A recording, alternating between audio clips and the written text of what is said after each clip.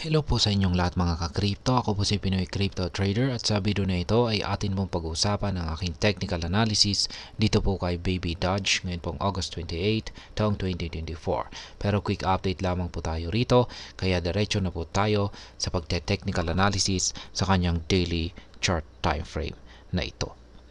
At ayan, nakikita po natin dito na hindi po maganda yung performance nitong si Baby Dodge Coin.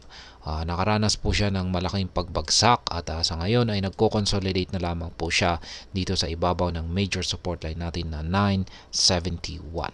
Pero ayan, bago po natin umpisahan ang pagte-technical analysis dito kay Baby Dodge ay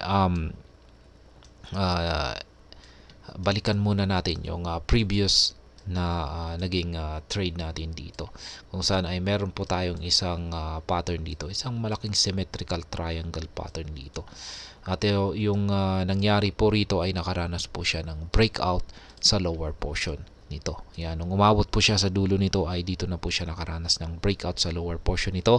Kaya ito po ay nagresulta sa isang bearish breakout at yan na nga, bumagsak po siya rito hanggang sa major support line natin dito sa 971. At mabuti na lamang at mukhang nagawa pong pigilan ng major support line natin dito ang kanyang pagbagsak. Pero mukhang hanggang sa ngayon ay patuloy pong sinusubukan ni Baby Dodge na basagin yung support line natin dito. Kasi yung pagbibigay po ito ay ayan na po, babagsak na po siya sa panghuling support line natin dito sa ibaba.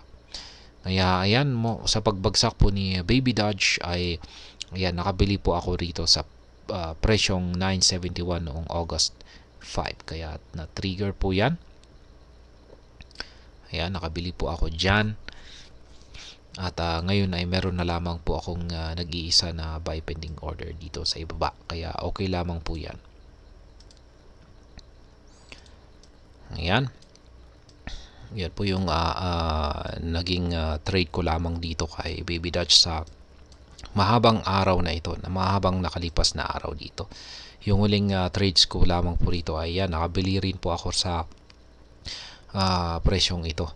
Ayan, or resistance line na ito sa presyong 1903. At ngayon ay tanggalin na po natin yung pattern natin dito kasi hindi na po natin ito mapapakinabangan.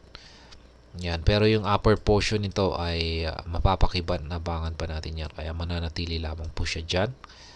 Kaya ayan, hindi po pala, tanggalin na po natin kasi masyadong mahaba na. Yan, plot na po natin yung pinaka latest or pinaka bago, kung saan ay dito po yan. Ayan po yung pattern natin dito. Ayan yung kanyang upper portion. At ito naman po yung kanyang lower portion dito. Ayan, isa pong descending wedge pattern, kung saan ay sa kasalukuyan ay nakaranas na rin po siya ng breakout sa upper portion nito. Isa po itong bullish breakout, kaso base po sa ipinapakita ng ating mga indicators ay wala po siyang gaanong bullish momentum, kaya mahina po. Yan, kulay red yung pangangatawan ng ating Hall Street indicator dito. Ibig pong sabihin ay bearish pa rin po siya. Kailangan po na magkulay green yung ating Hall Street indicator dito para siya ay makaranas ng isang matinding pag-angat sa presyo. Kaya, ayan. Maliban po dyan ay maglalagay na rin po tayo ng mga additional na mga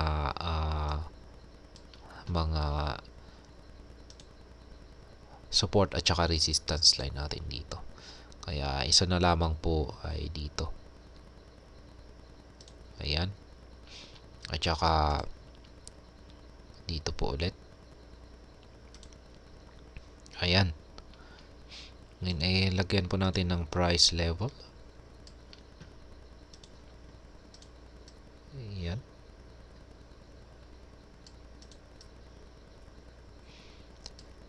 Kaya may mga resistance line po tayo rito. Kaya pag-aangat po itong si Baby Dodge ay ayan, kailangan po niyang lampasan yung mga or tagusin yung mga resistance line natin dito sa itaas. Kaya yan yung aking nakikita po na magiging galaw ni Baby Dutch sa mga paparating na araw. Ay sa tingin ko ay ayan, babagsak po siya rito.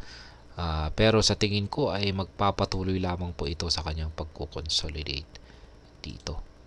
Ayan, magko-consolidate lamang po siya ulit. Wala po tayong gaanong volatility dito. Yung ating QQE mod indicator dito, kapag ganito po yung ating nakikita, ay medyo kulang po sa datos yung parang hindi po gaanong sapat, kaya hindi po sa ngayon ay kapag ganito yung ating nakikita ay hindi po maaasahan yung ating QQE mod indicator kapag ganito. Kaya yung tanging basihan natin dito ay yung ating hazard indicator, ayan, at saka mga support at saka resistance line at saka yung pattern natin dito. At sa ngayon ay mukhang wala pa siyang gaanong volatility. Kaya ayan po yung aking nakikita na magiging galaw ni Baby Dutch Coin sa mga paparating na araw. Kaya ayan, pero yung inaasahan po natin dito ay magkakaroon po siya ng sana ay magkakaroon po siya ng rebound dito at siya ay magpapatuloy sa kanyang pag-angat. Yan, pag-angat sa mataas na presyo. Ayan, yung ganito po yung posibleng mangyayari rito. Ayan, aangat po siya or aakyat po siya. Ayan, kung sakaling magkakaroon siya ng rebound dito. Kaya, yan. Pagdating naman po sa ating trades or spot trading, pag-spot trading dito kay dito po kay Baby Dutch ay mas magkakaroon po tayo ng adjustment dito. Maglalagay po ako ng take profit dito. Ayan, dagdagan ko po yung aking take profit dyan. At yan po yung aking mga live spot trading positions ngayon.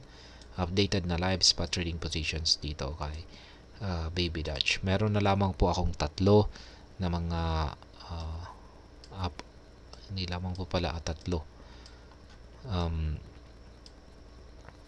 Meron na lamang po akong 2, 4, 5, ayan, 5. Meron po akong 5 na mga live spot trading positions dito. Kaya pwede po nating bawasan ito. Babawasan ko po yung isa rito. Tanggalin natin yung isang take profit po natin dyan. At gawin na lamang po natin na 4 na sell pending orders or take profit. At saka isang buy pending order dito sa ibaba. Kaya yan po yung aking mga live spot trading positions dito kay Baby Dutch. At ayan, kung gusto po ninyong kapag gusto po ninyo akong gayahin o sabayan sa aking simpleng strategy na ito, ay malaya po kayong gawin yan. Madali lang naman akong sabayan kung saan lahat ng inyong kailangan ay inyong nakikita sa chart na ito. Sa mga hindi pa nakakaalam, ang mga kulay yellow na arrow signs dito ay kung saan nakaset ang aking mga sell pending orders or take profit. At ang mga ito ay nakaset sa mga presyo ng mga resistance levels na katapat ng mga ito. Ganon din ang mga kulay blue na arrow signs dito sa ibaba kung saan ay nakaset naman ang mga ito sa presyo ng mga support levels na katapat ng mga ito. At sa mga bago lamang po dito ay check na lamang po ninyo ang description ng video na ito para malaman kung anong platform at mga indicators ang ginagamit ko dito. At hanggang dito na lamang po tayo sa video na ito mga ka-crypto. Marami pong salamat sa panonood. Ingat po tayo lagi at God bless po sa ating lahat.